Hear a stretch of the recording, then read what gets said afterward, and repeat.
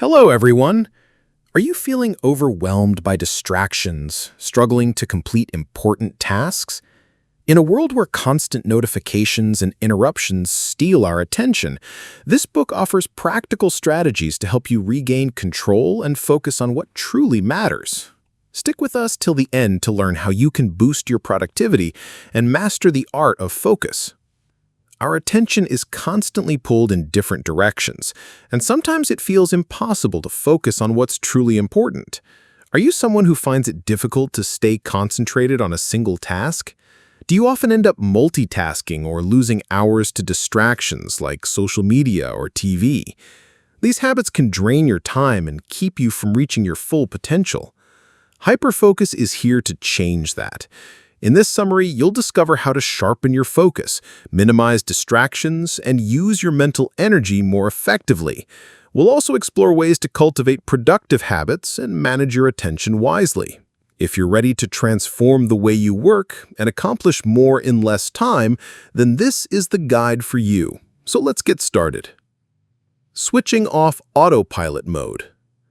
When you're in autopilot mode, you can't give your full attention to anything. Take Beth, for example. While getting ready for work, she's on autopilot. She wakes up, freshens up, has breakfast, and heads to her job. All the while, her mind is wandering, thinking about other things. We all switch to autopilot when doing repetitive tasks. You already know how to perform these actions because you've done them so many times before. They've become habits. This works well for simple tasks like getting dressed or making breakfast, but living on autopilot all the time is not ideal. If you take a closer look, living in autopilot mode means living the same life every day. You go to work, spend hours glued to your phone, then come home and go to sleep. Weeks fly by in this routine. Is this how life is meant to be lived? Do you really want to spend the next few years like this? I doubt it. That's why you need to reclaim your attention and switch off autopilot. You can start by identifying what kind of tasks make up your daily routine. You need to choose the things that truly deserve your attention and learn to maintain that focus. Categorizing your tasks can help. There are two main factors that determine where your focus should go. The first factor is whether a task is productive or not, something that yields valuable results. For example, creating a report at work is a productive task. The second factor is whether a task is enjoyable or not. It's just as fun as, say, spending an hour watching videos of kittens and puppies. To sum it up, there are 4 ways to describe a task. A task can be productive and enjoyable. It can be unproductive and unenjoyable. Some tasks are unproductive yet still enjoyable, while others can be productive but not enjoyable at all. A task becomes necessary when it is productive but not enjoyable. For instance, attending a meeting to discuss your company's annual budget is a necessary task.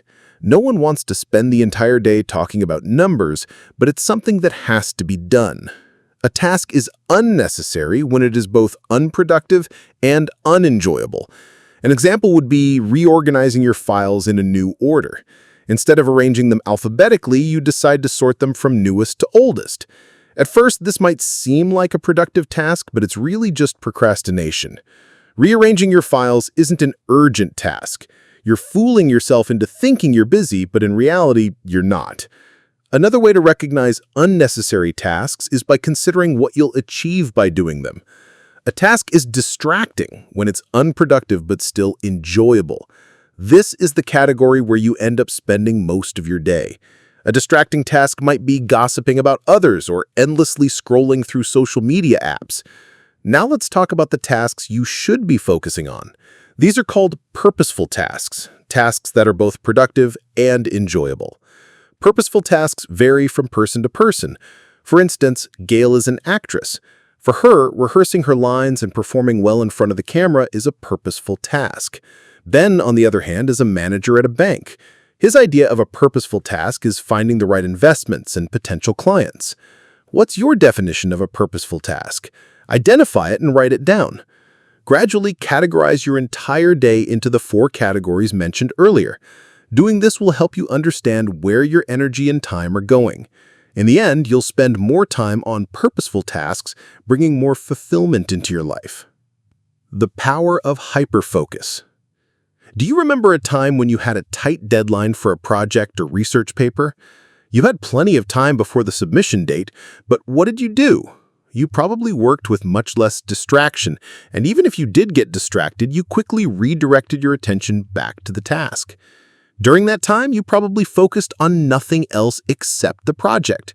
You were so immersed that you lost track of time. You might have started working at 6 p.m., and before you knew it, it was 10 p.m. What you experienced was a highly productive mode known as hyperfocus. Simply put, hyperfocus is when you channel all your attention into a single task without getting distracted. Even if distractions do arise, you can quickly regain focus. Most importantly, when you're in hyperfocus mode, you feel genuinely satisfied with what you're doing. For Polly, painting is her purposeful work. She paints to earn a living, but she's also passionate about it. Whenever she paints, she is completely in hyperfocus mode. She might start painting in the afternoon and stay engrossed in it until late at night, completely losing track of time. Her attention is fully on the painting, and every brushstroke on the canvas brings her a deep sense of peace. In those moments, she feels neither stress nor fatigue. There are 4 stages to entering hyperfocus mode. Choose a meaningful task. Start by selecting a task that's significant enough to capture your attention. Along with entering hyperfocus, it's important to set a clear intention. Think of it as mentally preparing your brain for serious work, like gearing up for an all-night study session. Eliminate internal and external distractions. As mentioned earlier, hyperfocus makes you highly attentive to the task at hand. While distractions may arise, you can easily refocus. However, that doesn't mean dealing with distractions is always easy. The best way is to manage distractions in advance. Turn off phone notifications for a few hours and let your family and friends know you're busy. This will reduce your temptation to get distracted. Focus for fixed periods. Your brain can't stay in hyperfocus mode all day. That level of concentration will eventually exhaust your mind. So decide how many hours of focus are realistic for you. Learn to refocus. Maintaining hyperfocus requires practice. Did you know that your mind wanders 47% of the time during the day? That means if you're awake for 18 hours, you're only truly focused for about 8 hours. So don't worry if your mind occasionally drifts. Imagine you're in hyperfocus mode and you get an email. After reading it, you might check other apps, and before you know it, you're scrolling through cute animal videos. The key is to be aware when your attention shifts. When it happens, acknowledge it and gently bring your focus back to the main task. Strengthening your intentions. If you find it hard to get into hyperfocus mode, don't worry. There's another technique you can try: strengthening your intentions. If you want to build a strong intention, you need to make it specific. This increases your chances of successfully following through with it. For example, Terrence had the intention of buying a new apartment. It's a good intention, but not a strong one. To find a new place to live, Terrence needed to be more specific. He had to think about when and where he would look at apartments. A strong intention would be for Terrence to search for apartments online and email at least 3 landlords each week. On the other hand, Jen has the intention of going to the gym. If Jen wants to succeed, she needs to reframe her intention. A strong intention would be, Jen will go to the gym near her office every day at 5 p.m. Let's say you have a bad habit of continuing to work after coming home. Set a strong intention to break this habit. Put your phone on Do Not Disturb mode, lock your laptop in a cabinet, and stop responding to office emails and texts. Strong intentions are as powerful as habits. Just like habits, strong intentions can be formed on autopilot. In other words, you can carry them out without overthinking. By setting firm intentions, you can gradually make them a natural part of your routine. Soon, they'll feel as effortless as breathing, making hyperfocus a habit. Making hyperfocus a habit. Jonathan wasn't getting enough sleep. He had been working on a presentation for the past 2 weeks and was so stressed that he had lost his appetite. This constant strain left Jonathan exhausted, making it hard for him to focus. Mary, Jonathan's colleague, faced a different challenge. She was completely disorganized. Her desk was always messy, and she often forgot about her meetings. The chaotic environment made it hard for her to concentrate. Then there was Kent, Jonathan and Mary's boss. Kent was a good person, but his attention was always scattered. His mind constantly wandered to other things, like his car and the repair shop. As a result, he struggled to complete his work. Now, out of these three, who do you think would find it hardest to enter hyperfocus mode? The answer is all of them. Stress, a disorganized work environment, and too many distractions all make it difficult to focus. Yet, despite these situations, it's still possible to enter hyperfocus mode. How do you do it? Start by working on a challenging task. When you work on something difficult, your mind becomes engaged and active, helping you focus. It keeps you busy. For example, Mary is disorganized because she often does boring, repetitive tasks, which causes her mind to wander. Her meetings and responsibilities don't challenge her enough to keep her focused. But simply finding a difficult task isn't always enough. Jonathan's presentation was difficult, yet it didn't help him focus. So what can Jonathan do? He can make hyperfocus a habit. One way to build the habit of hyperfocus is through meditation. Now, the word meditation might sound spiritual to you. It might conjure up images of monks meditating in a mountain temple. However, meditation is an excellent way to improve focus, and you can do it daily. It's much like being in hyperfocus mode because you're concentrating on one thing. In meditation, you're often asked to focus on your breathing. As you meditate, you pay close attention to every breath. You focus on the sensation of air going in and out, noticing where you feel it, whether in your stomach or shoulders. Of course, meditation might sound boring and your mind will wander, but that's the point. You need to train yourself to maintain your attention for short periods. Meditation helps you become aware when your mind is wandering. Once you notice this, you can bring your focus back to your breathing. Focusing on your breath is effective because it's a simple task. Over time, you can direct your attention to more challenging tasks like projects and presentations. Meditation also helps with big executive tasks.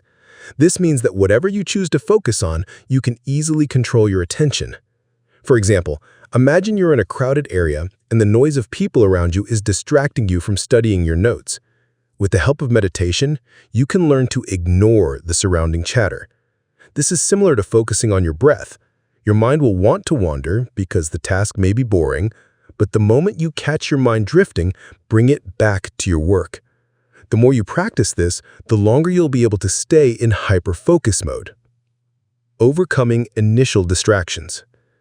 Is meditation not enough for you? There's another tool you can use to enter hyperfocus mode. Hyperfocus sounds impressive. You want to stay in hyperfocus mode because it helps you get things done. Unfortunately, distractions are everywhere. Now, think about the concept of exercise. You know it's good for your health, it boosts your energy and improves your well-being, but why do you still skip exercising? It's because the thought of it seems tiring or daunting. Hyperfocus can feel the same way at first, but with practice, you can overcome that initial resistance. The first 40 seconds of hyperfocus mode are the most important. This is when you're most likely to get distracted. However, just 1 minute of purposeful attention can extend your time in hyperfocus mode. But how can you do this? There are 4 ways to overcome initial distractions. Start small. Keep your hyperfocus periods short until you no longer feel resistance. If you plan to focus for an hour, reduce it to 45 minutes or even 10 minutes. 10 minutes of hyperfocus is enough to begin with. Over time, you can prepare yourself to stay in hyperfocus mode for longer. The goal here is to help you become comfortable with focused attention. Recognize when you're too busy. The truth is you always have time, but you choose to spend it elsewhere. Becoming aware of where your time is going will help you overcome initial distractions. For example, you might say you're too busy to have dinner with friends, but a typical dinner lasts less than 2 hours.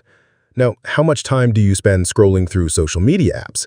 Probably more than 2 hours. You always have time for what matters. It's those initial distractions that get in the way. Keep practicing hyperfocus. Think of it like a muscle. The more you exercise it, the stronger it becomes. The more you practice hyperfocus, the easier it becomes to overcome distractions. Recharge. In other words, take a break. After spending time in hyperfocus mode, give yourself a moment to relax and recharge. Recharging your attention. Now that you've learned how to sustain your attention for longer periods, congratulations! Hyperfocus mode can transform your life. However, be cautious. It requires a lot of mental energy. If your mind becomes exhausted, you'll lose your ability to focus. That's why it's essential to recharge your mental energy regularly. You might be worried that taking breaks will make you lose momentum. What if you struggle to get back into hyperfocus mode after a break? The truth is, it takes a long time to lose progress. As mentioned earlier, hyperfocus is like a muscle. If you've trained that muscle for months or years, it won't disappear in just a few weeks. You need to be aware of the signs that indicate you need a break. One clear sign is getting easily distracted. You'll find it harder to fully concentrate on a single task. Another sign is when your motivation weakens. These signs might not be as obvious, but you'll notice a lack of desire to work on certain tasks. When you start taking longer than necessary to complete simple tasks, it's a sign your mental energy is running low. For example, spending excessive time writing a report or organizing your desk for the 5th time in one day are indicators of low energy. There are certain things that help recharge your mind. One is sleep. Research shows that getting enough sleep improves your focus by 58%. It helps you feel refreshed and significantly boosts your productivity. Taking regular breaks throughout the day has a similar effect. Resting may sound simple. You probably think all you need to do is step out of hyperfocus mode, right? But it's more than that. Your break should be refreshing enough to restore your mental energy. An effective break should be low effort, enjoyable, and something you want to do. It should also be something that's not work-related. In short, your break should be effortless, but it should also bring you joy. Try to avoid using your phone during breaks. Instead, think of activities you can do once or twice a day and make a firm plan to do them. The author of this book, Chris Bailey, takes various kinds of breaks to recharge his mind. He prefers walking to a coffee shop to get his favorite brew instead of having it delivered to his home. He leaves his phone behind during these walks. Sometimes Chris recharges by going to the gym or meeting a friend. So when should you take a break and for how long? That depends on you. Ultimately, you know best what kind of breaks give you the most energy. Take Sophia and Grace, for example. Sophia is an introvert who has to socialize with her coworkers. As a result, she often needs breaks to recharge. On the other hand, Grace is outgoing and cheerful. She socializes more easily and requires fewer breaks compared to Sophia.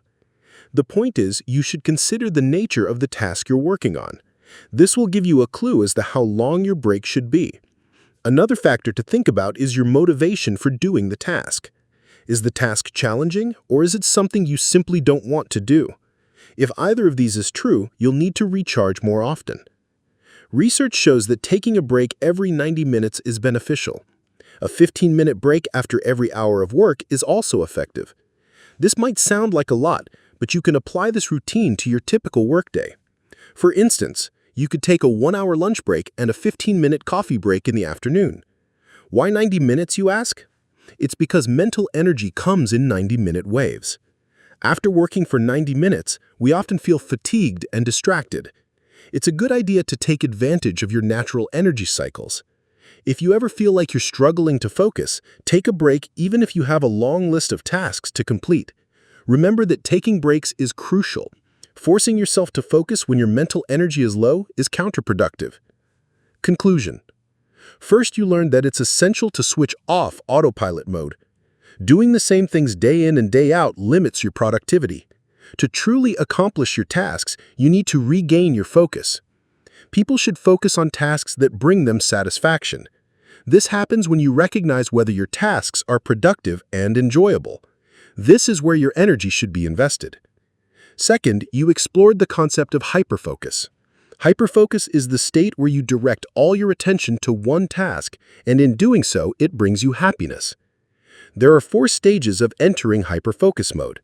The first stage is setting the intention to focus on a specific task. The second stage involves eliminating both internal and external distractions. The third stage is understanding how long you should stay in hyperfocus mode. The fourth stage is learning how to refocus even when distractions arise. Fourth, you discovered how to recharge your attention. Hyperfocus can drain your mental energy, so it's crucial to take breaks and rest. You can recharge by getting enough sleep and taking frequent breaks. A restful break is one where you engage in something enjoyable with minimal effort. You can take a walk, chat with a friend, or follow a hobby to refresh yourself.